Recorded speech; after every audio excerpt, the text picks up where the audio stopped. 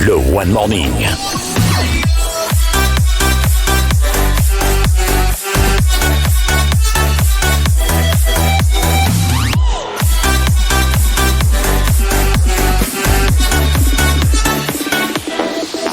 La matinale qui booste votre journée.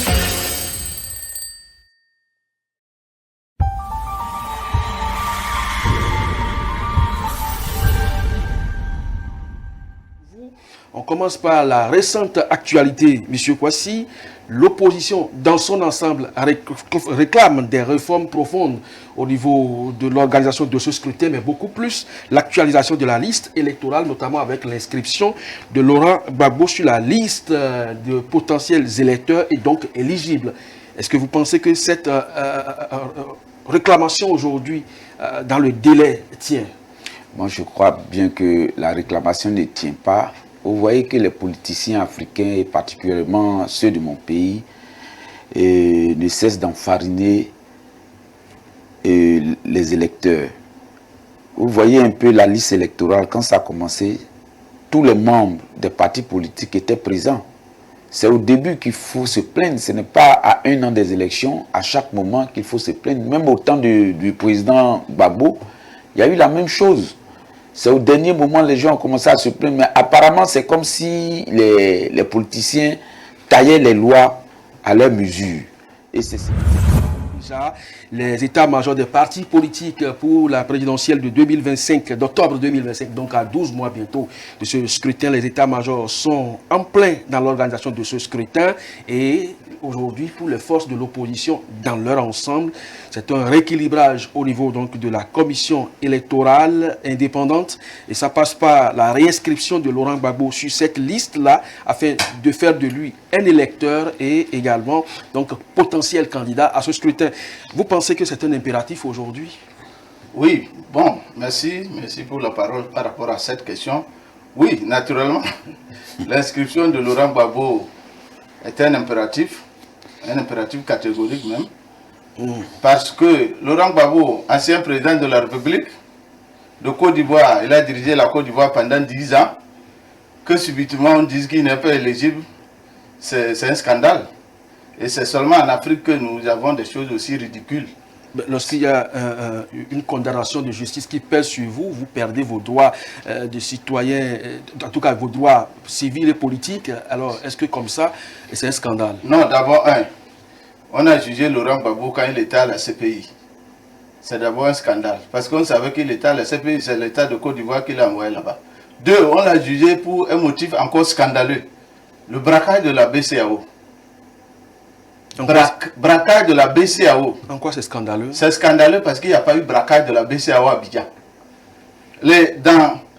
La BCEAO n'a jamais porté plainte. Et lorsque l'État de Côte d'Ivoire même s'est adressé à la BCEAO pour voir quels sont les préjudices qu'ils ont subis, la BCEAO a sorti une note pour dire qu'elle n'a jamais été braquée à Abidjan, que là où elle a été braquée, c'est à Korogo.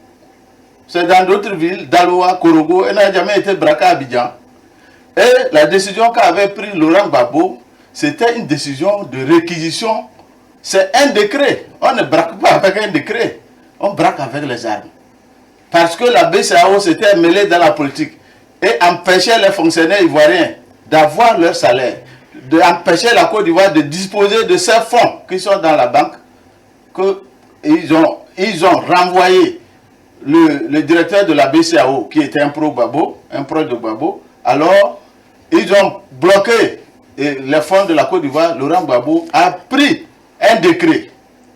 Et quand vous lisez le verdict de la CPI contre Laurent Gbagbo, la CPI dit tout ce qu'il a fait, il a agi en tant que président de la République.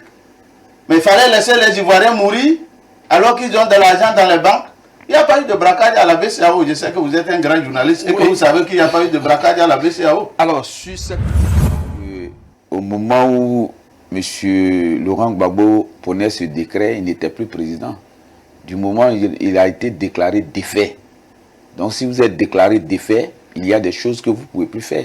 Et c'est sur cette base-là que les gens ont dit que c'était un braquage. C'est tout. Ce qui est sûr, on ne va pas refaire le débat ici, mais Bourgi a dit tout dernièrement que c'est lui qui a gagné. Oui, là c'est Bourgi. Bourgi aurait dû dire ça au début. C'est pas quand ils ont eu des intérêts maintenant que Bourgi va sortir pour dire. Le conseil l'avait aussi déclaré élu.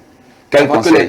Avant que les contestations ne surgissent. Oui, mais le même conseil, le président du conseil constitutionnel est revenu. Est-ce qu'on l'a mis un pistolet sous la tempe pour qu'il parle? Il a dit que c'est un démon qui l'a habité. Donc c'est le même démon qui continue. Okay. Alors, bon, peut-être sur cette question, hein, un petit mot. D'abord, dans tous les pays du monde, c'est le conseil constitutionnel ou la cour constitutionnelle qui proclame quelqu'un élu. Qu'on le veuille ou pas. Ça, c'est les limites de la démocratie. Nous l'avons accepté, il faut l'accepter. En Côte d'Ivoire, le premier tour, naturellement, on ne va pas refaire les débats. Qui avait proclamé le premier tour, c'est le conseil constitutionnel. Donc, quand le président du conseil constitutionnel est venu, il a lu son verdict, nous l'avons suivi, hein, parce qu'on s'intéresse dans la situation, et dit prenant en compte les recommandations de l'Union africaine. Mais en quoi un responsable, qui est le président du conseil constitutionnel, moi je crois bien que quand on dit qu'on est président du conseil constitutionnel, ce n'est pas n'importe qui, c'est quelqu'un quand même qui est à la tête de l'État. Tu ne peux pas dire et te dédier en même temps, okay, c'est pas possible. D'accord, je dis... D'abord, je rappelle que le président du conseil constitutionnel avait proclamé Laurent Gbagbo gagnant. Et dans tous les pays du monde, c'est comme ça. Mais nous savons dans quelles circonstances on est allé l'amener pour venir proclamer autre chose. Et quand il voulait proclamer, il a dit, faisant sienne les recommandations de l'Union africaine. Ce n'est pas l'Union africaine qui proclame les élections vainqueurs. Donc, ceci étant, Gbagbo a agi en tant que président de la République. C'est pourquoi je vous dis de lire le verdict de la CPI. La CPI dit les décisions qu'il prenait, il les prenait en tant que... La CPI, ce n'est pas une cour de mon père et de ma mère. Hein. C'est une cour transparente. Tout le monde a envoyé Gbagbo pour mourir, mais la CPI a vu les événements de la Côte d'Ivoire. Et la CPI a dit les événements ont été tronqués. Donc, il a été acquitté. Braquage aurait dit, en supposant même qu'on dit qu'il est braquage, ça veut dire que l'argent aurait été soutiré de la banque, non? Mais on constate que l'argent dont on dit qu'il a fait braquage a été utilisé pour payer les fonctionnaires et payer même le président Ouattara quand il était au Golf Hotel. Et payer le président Bédié quand il était au Golf Hotel. Ils ont retourné les sous. Bon, on va évoluer donc dans la discussion, président. Ouais. Alors, Ouattara, vous l'avez encensé, on l'a remarqué sur ce plateau, mais pourquoi entretient-il le suspense pour sa dernière sortie le 7 août dernier pour la veille de la fête de l'indépendance? Tout le monde s'attendait à ce qu'il dise clairement sa volonté de continuer ou d'arrêter, mais il ne l'a pas fait jusqu'à aujourd'hui. La dernière fois, il a rencontré les coordonnateurs, les 47. On pensait qu'il allait se prononcer, il les a envoyés sur le terrain travailler. Mais pour quelle finalité? Vous pensez que il est là toujours dans la ligne de mire, le quatrième mandat? De vous à moi. Ce n'est pas moi qui pose les questions, c'est vous qui posez les questions. Ouattara doit-il se présenter ou pas? Est-ce que la loi ne lui permet pas de se présenter? La loi lui permet de se présenter. Donc vous le voyez. Donc il n'a pas besoin de venir à la télévision. Au fait, c'est quelque chose de naturel. Mais il pouvait quand même le dire officiellement. Mais il n'a pas besoin de le dire.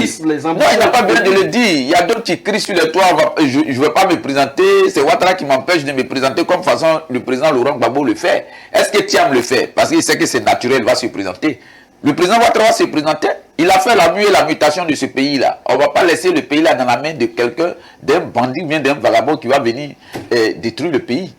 Ah bon? Oui. Et parmi les concurrents de Ouattara, qui tu qualifies de vagabond? Je ne sais pas, M. Birafa. Ok. Alors, est-ce que vous pensez que ce suspense qu'il entretient aujourd'hui au sein du RHDP non, c'est un faux de nature? Non, c'est un faux suspense. Il n'a jamais été capable de tenir sa parole. Qui ça? Oui, non. Ce qu'il va être candidat. Parce que, vous savez pourquoi il n'a pas le courage de dire? Parce qu'il avait dit en 2000, la dernière élection présidentielle, avant qu'il ne sera pas candidat. Mais est-ce qu'il a été candidat? Il a été candidat? Il n'a pas été candidat, il a choisi, il a désigné, il a désigné un dauphin. Oui. Et Dieu a décidé autrement. Le dauphin est décédé.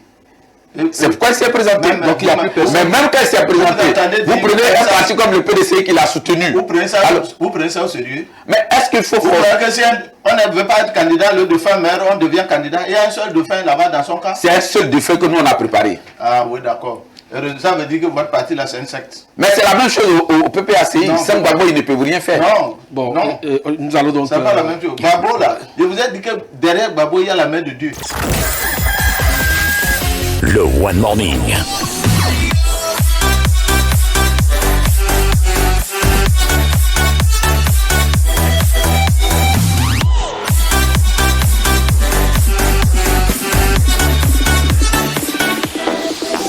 La matinale qui booste votre journée.